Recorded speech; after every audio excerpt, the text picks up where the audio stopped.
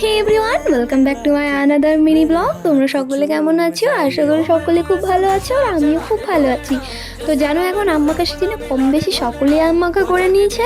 আমি শুধু একমাত্র মনে হয় যে বাকি ছিলাম আম মাখা করতে। তো আমিও দেরি কেন, আমিও নিয়ে চলে এলাম একটা আম মাখার ভিডিও।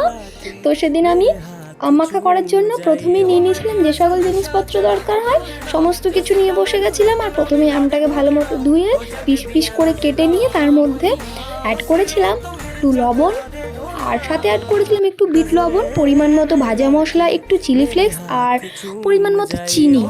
অনেকে বেশি ঝাল খায়, তাই তোমরা লঙ্কা অ্যাড করতে পারো। যেহেতু আমি বেশি ঝাল পছন্দ করি না, তাই আমি লঙ্কা অ্যাড করিনি।